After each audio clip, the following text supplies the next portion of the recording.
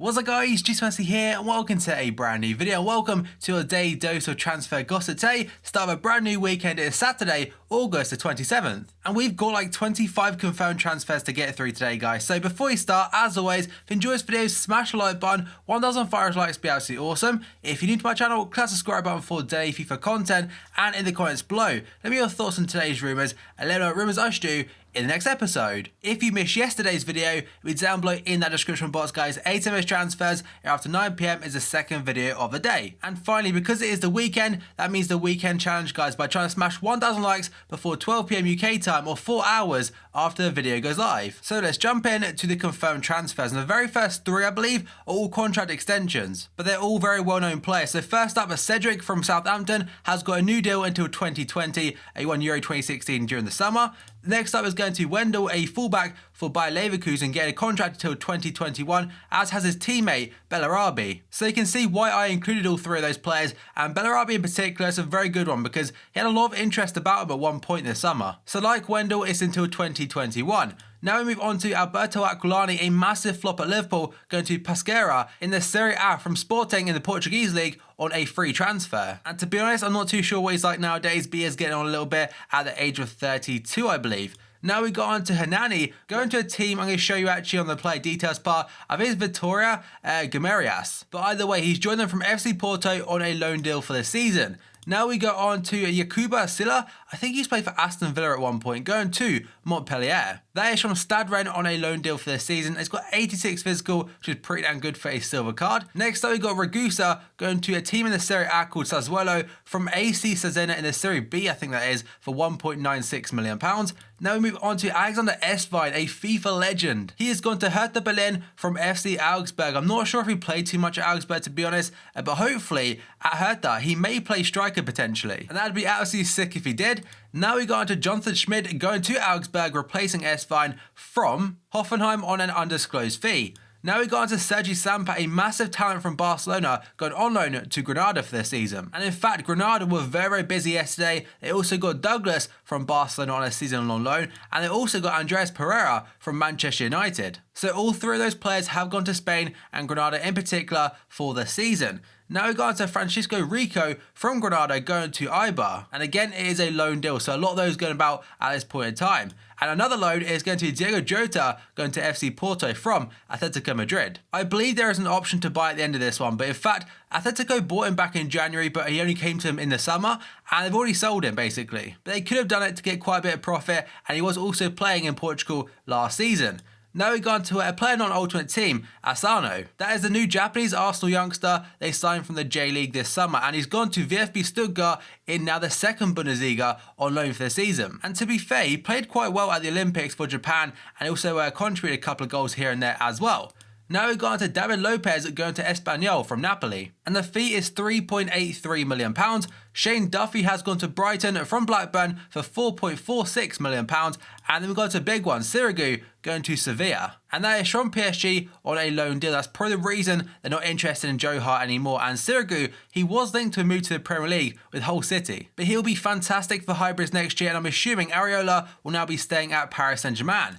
Now we've gone to Stefan Johansson, going to Fulham. The Norwegian has joined from Celtic for £1.96 million, so not a big fee. And a couple of seasons ago, I think he got a TOTS like a hero card. I think it's FIFA 15. Then we go on to another player for Fulham, Cabano. And like Johansson, he also had a TOTS card back on FIFA 15, so he cost them £3.78 million from the Belgian team Genk, like I said before.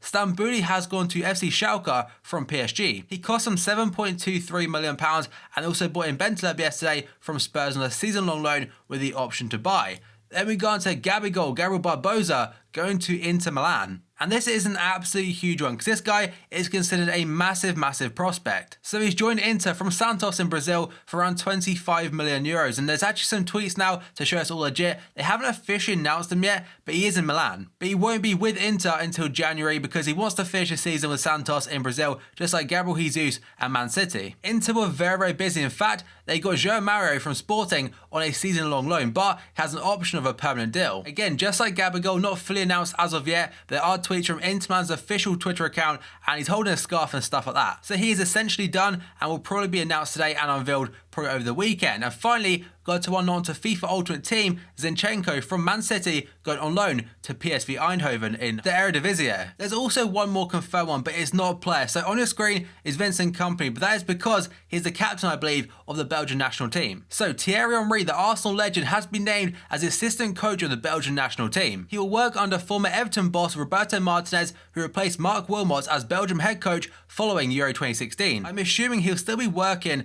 with Sky Sports and stuff, because I think Gary Neville did when he was part of England. Now we go on to actual transfers themselves. First up, again, it's not a player Ultimate Team, but Gylfi Sigurdsson is on your screen. And that's because it's about Swansea City, so I would put the player actually on the screen and stuff, but again, he's very hard to find information about. That player though is Alfie Mawson. Swansea have agreed an undisclosed fee of Barnsley for centre-back Alfie Mawson. The move is subject to the 22-year-old agreeing personal terms at the Liberty Stadium. And Sky sources understand the fee is around £5 million. That is why I've included him. That's quite a big fee for a youngster. Well, I assume you can consider a 22-year-old still considered a youngster.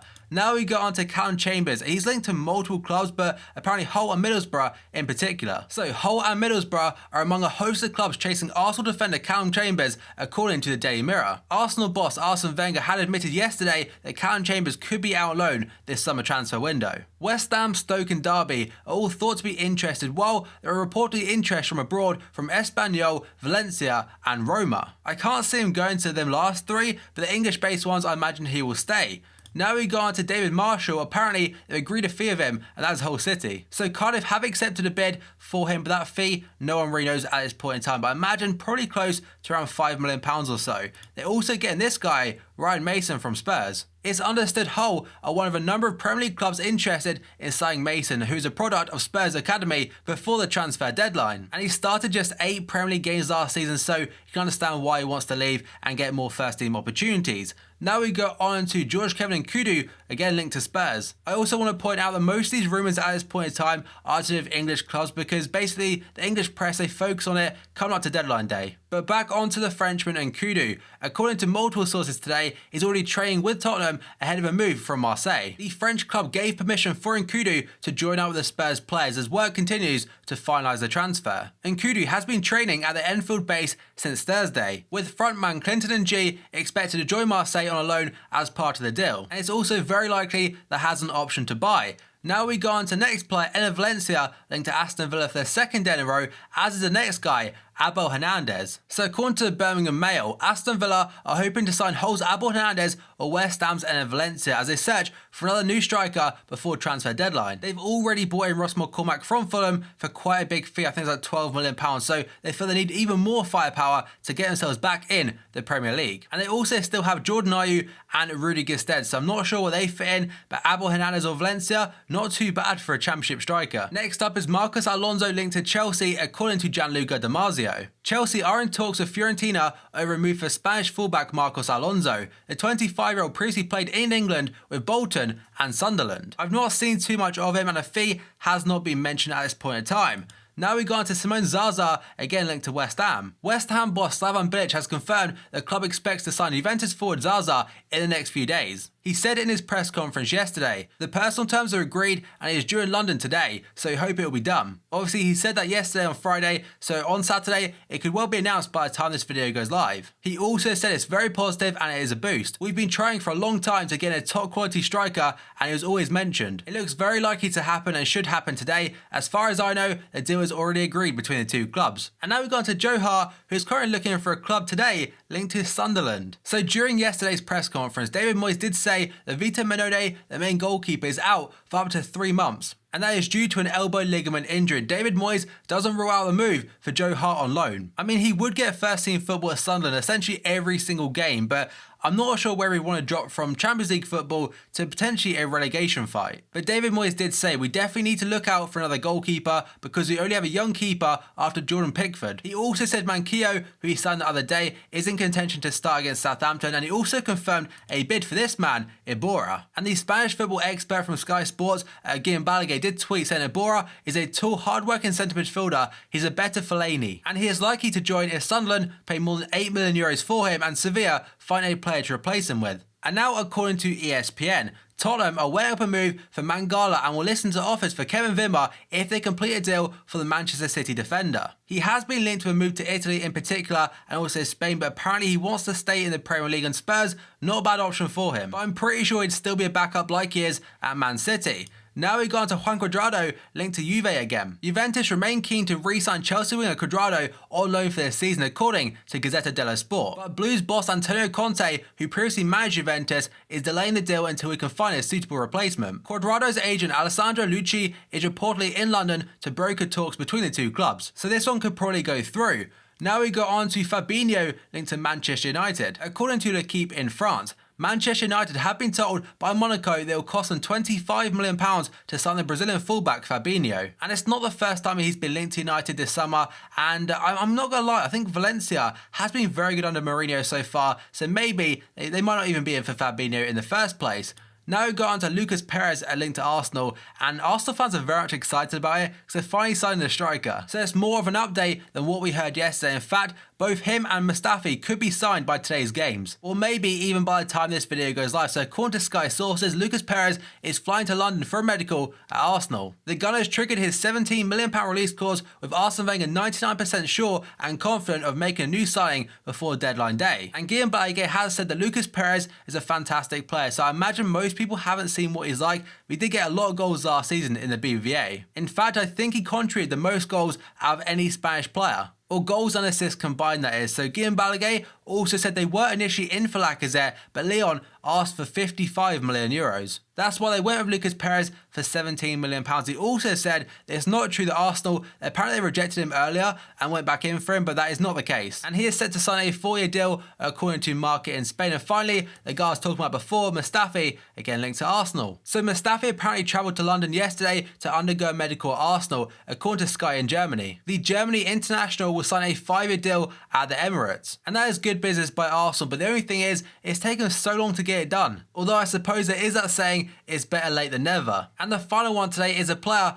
not an ultimate team again. That is the youngster Christian Pulisic from Borussia Dortmund. So according to Tony Barrett, a very reliable source for Liverpool Football Club, he said Liverpool have made an £11 million offer to Dortmund for him. And Paul Joyce added on top of this by saying that Klopp, he rates Pulisic very highly, and he promoted him to train with the first team when the player was 16 years old. He also believes he'd be a top signing for now and the future. Stoke have apparently also made a similar offer for him, and Dortmund are reluctant to let Pulisic leave, but the youngster faced a battle to build upon his impressive impact last season. Even if Liverpool fail in this window, they will continue to chase Pulisic, who has 2 years left on his current contract at Dortmund. And I'm just going to say, I'm pretty sure it'll probably take double that, potentially up to 30 mil to get him. But there we have it, guys. There's all today's potential transfers as well as confirmed stuff at the very beginning. So as always, if we could try to smash 1,500 likes, that'd be absolutely awesome. If you're new to my channel, click the subscribe button for daily FIFA content. In the comments below, let me know your thoughts on today's rumours, and let me know what rumours I should do in the next episode. And finally, if you missed yesterday's video, down below in that description box, guys. 8 of transfers after 9 PM is the second video of the day. Also, I forgot to mention weekend challenge, trying to smash 1,000 likes before 12 PM UK time. So thank you for watching this video, and I'll see you next time.